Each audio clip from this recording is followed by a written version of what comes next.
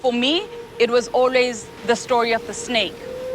When the water gets to your ankle, everybody's like, get out, that's enough water for you.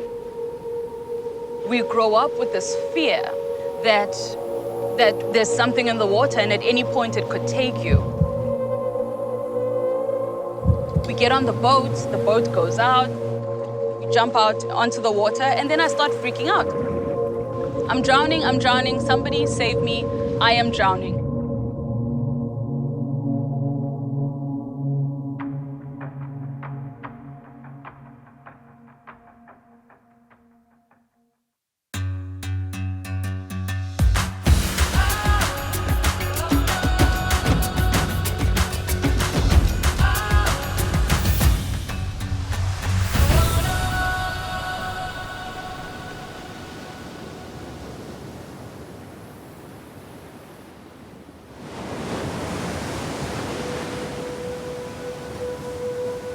It's very difficult for us to give meaning to things that we don't understand, especially in the space of water.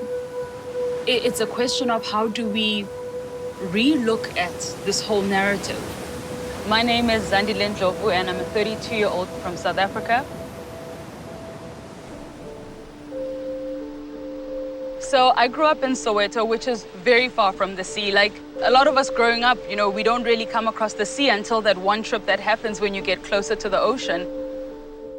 The myths around the ocean growing up have always been about a big snake that takes little children. As the water pulls in, when the waves are crashing and pulling the water in, and if any of the kids didn't make it out, the snake took them. My grandmother will say, Umnumzan is out, and that means that the big snake is out and everyone must be careful. I mean, growing up as black young people was impossible. Like, a pool was daunting. A normal swimming pool was daunting. My whole life, I've always felt like I don't fit in. Never finding home in the spaces where I was at. My corporate experience was interesting. It felt uncomfortable because there was a box.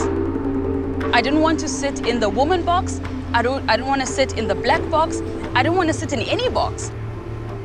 I just wanted to live my heart out in the way that I've always lived my heart out.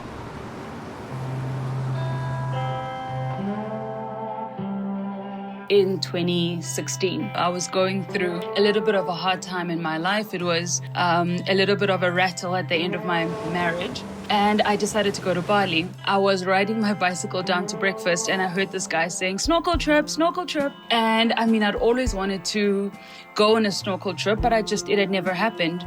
And so I signed up and the guy gave me my mask and snorkel fins and that was that. And we jump out into the water. As I watched the dive master at the bottom of the ocean, I took out my snorkel and I dived down to the bottom. And I was with him, picking up these shells and looking at him. And I'll never forget the feeling. There was this place that existed that was for me.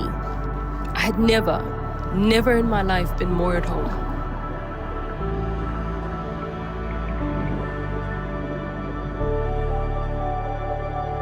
And then I come across this video and I'll never forget it because I thought, what kind of witchery is this? These three girls are on the top of the water and they just dive in, right? And they're swimming along the reef. They don't have cylinders on their backs. And I just thought, what the hell is going on? So then I obviously go onto my laptop to find out what it is. And I found out that that was free diving. You dive into space and you're just by yourself and all that surrounds you is just a beauty and a peace like you've never known. And you're free from what is to come. You're free from what has happened. All there is the now. The brain relaxes. It's not thinking about the many things that it does. There's nothing else that matters than that moment. The first in every single reaction is shock. You know, everyone will say, but that's white people stuff. But it's accessible to everybody. And the idea that water sports have always been white sports is incorrect. And we have a responsibility to kind of change that.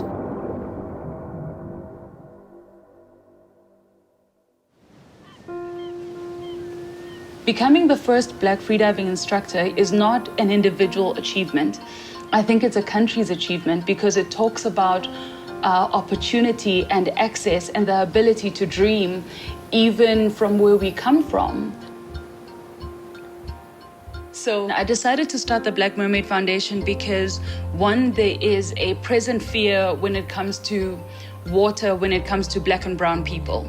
I wanted to create a safe space to have discussions and how does that open up opportunities? These are spaces that are largely untransformed in South Africa.